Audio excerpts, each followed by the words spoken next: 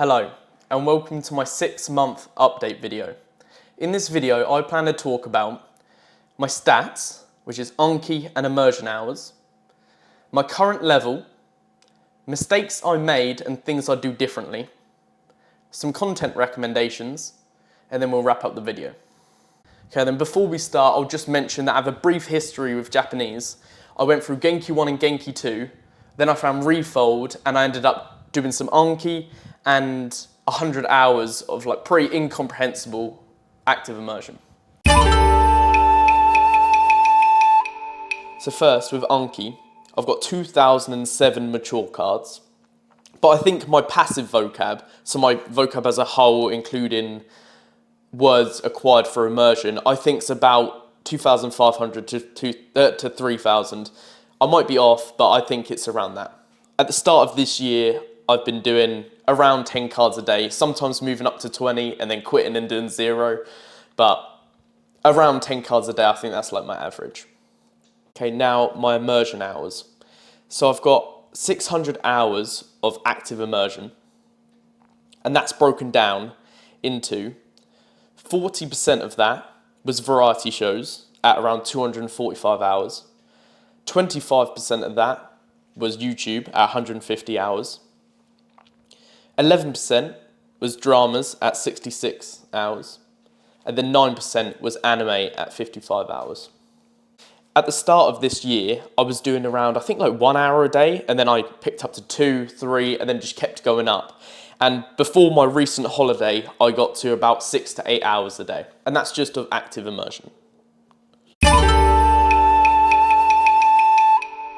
Okay, so my best domains are idle content, travel vlogs, and then just like easier animes like Spy Family or Conan. In those, I believe I have about 75% comprehension on average.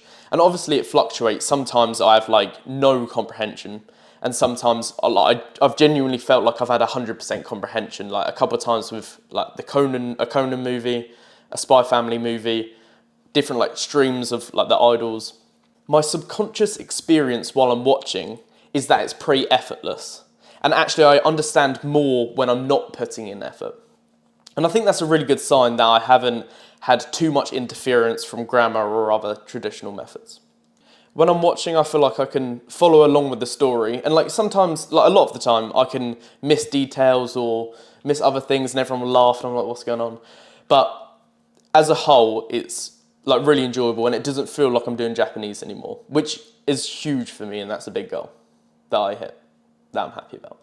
Okay, and that's where the fun kind of ends, because now I'll talk about my weaker domains, which is like dramas and more difficult anime. In those, I'd say my comprehension is around 30 to 40%, though it does like fluctuate. In terms of enjoyability, I can't enjoy the content just based on the language alone.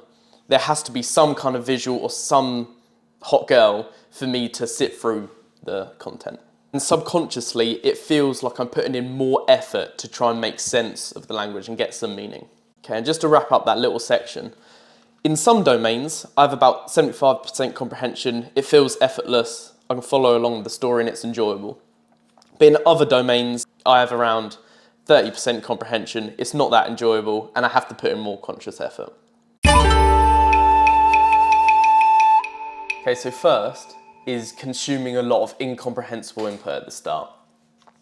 So, as I said before, I was listening to Hikaru, like Mikuru and Kaya Sakura, and they basically speak in a way that isn't very comprehensible. They have like a shotgun mic even though they're outside, so the audio is pretty bad. Like Hikaru speaks in like Kansai Ben and there's like 1,000 people talking at the same time. So, and I consumed a lot of that and I don't think I acquired a lot of the language from that.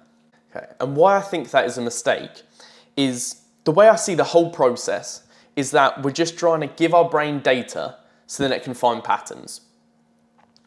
And it's entirely possible to give our brain the raw data, so like the raw language for incomprehensible input, but we could speed up the process so much faster if we gave our brain some more context. And that context might come in the form of visual context, which is visual things happening on the screen that tie to the meaning of the language.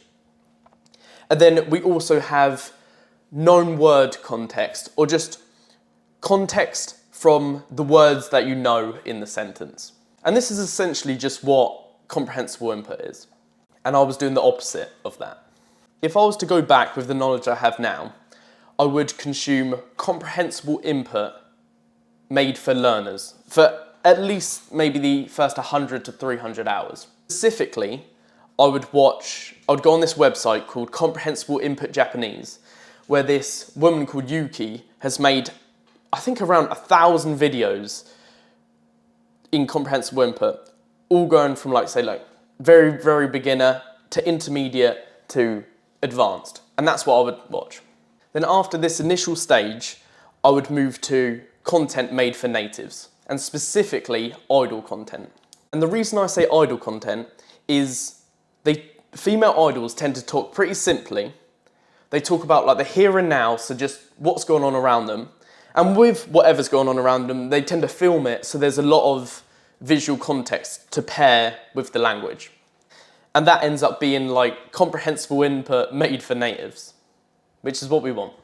And specifically, I would recommend Sakurazaka, Nogizaka, and Hinatazaka.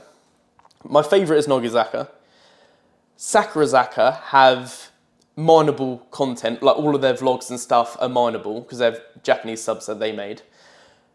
And Nogizaka have a variety show that you can mine, and it has Japanese and English subs, which is swag. And my next mistake is not doing enough passive immersion. So I think this is mainly due to there being a lot of friction with getting the audio. So first, obviously, there's finding the content to passively immerse to. Then it's extracting the audio from that content and getting it on a local file and listening to that. So what I'd do if I was to go back with the knowledge I have now is, well, I'll give two things. One is more accessible to most people and probably what I would suggest for myself at the very start. And then the other one is slightly more technical, but then ends up being pretty frictionless when it's set up. Okay, first, I would just lean on YouTube Premium. Just have my phone, have earphones connected, have wired earphones, I don't care. I'd lean on YouTube Premium. It saves you downloading content, it saves you torrenting animes and extracting audio.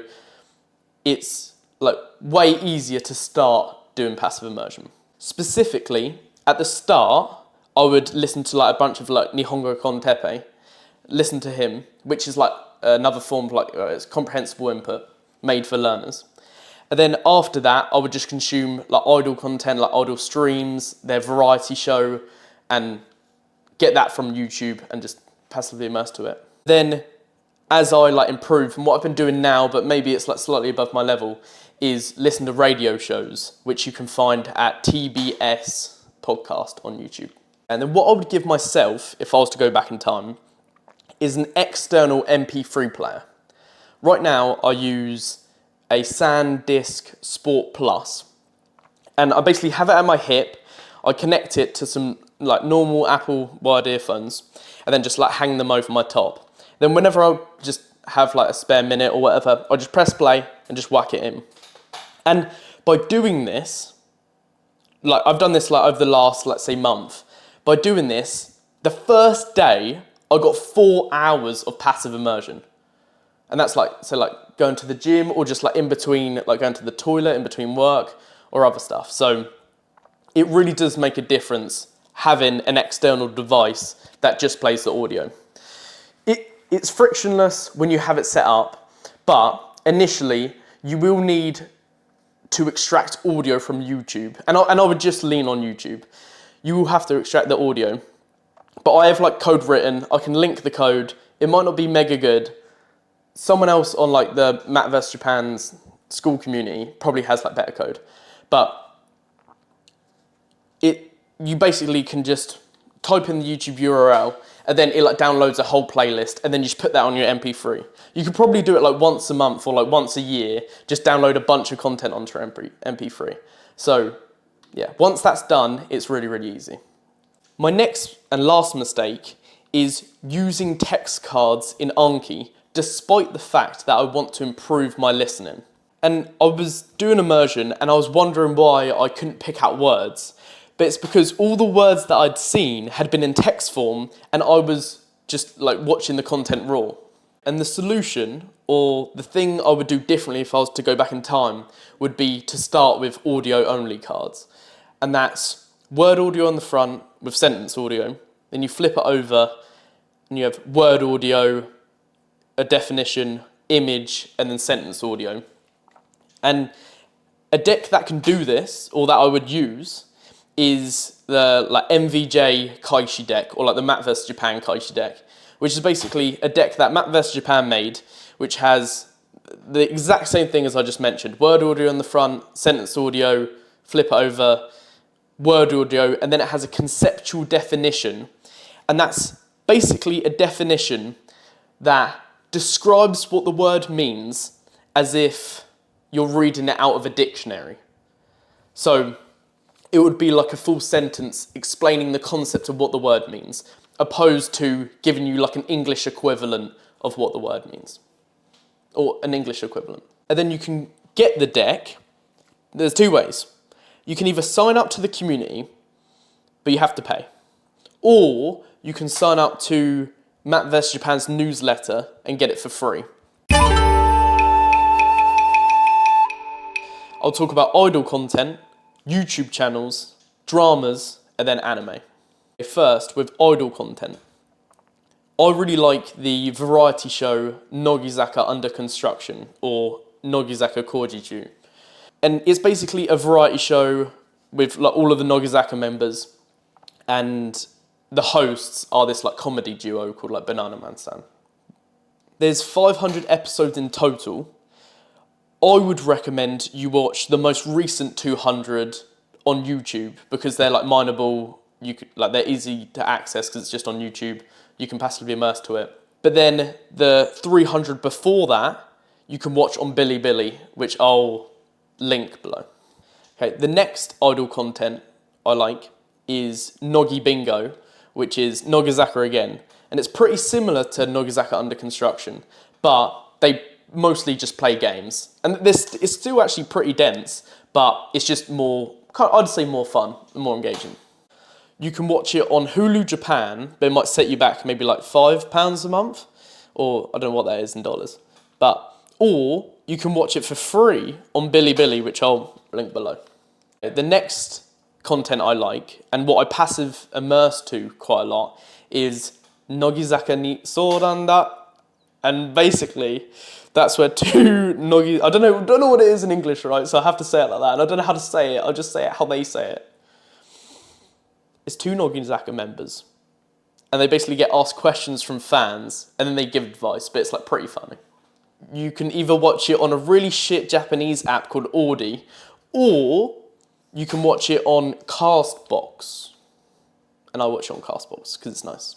Okay, and then I'll quickly run through the rest just to give you a bunch of content recommendations, and then we'll sign off. So for YouTube channels, I'd recommend Kimura channel, but it's basically this famous Japanese actor who's like quite charismatic, funny, handsome, and he does like a lot of different things, rather alone or with like other famous people. So he went to like fishing, like shooting a gun, rock climbing, kendo, pool, a bunch of other stuff. And it's really fun, you can learn with him, I like it. Then another YouTuber is Ike-chan, and I really like her like travel videos. She just basically travels around to different places in Japan, eats different food, and it's just nice and fun. She's kind of cute. Okay, and then just another YouTuber is Asuka, who just films more general stuff, like about her life, like little chats, stuff about her cats. It's good, and she's kind of hot again. Okay, and then for dramas, we have 10 Count to the Future, which is like a boxing drama with that actor I mentioned earlier. And it's actually one of the most comprehensible dramas I've watched. Okay, and then the next drama is called Oi Hansamu in Japanese, or it's called Hey Handsome. And it's pretty funny, and I like it.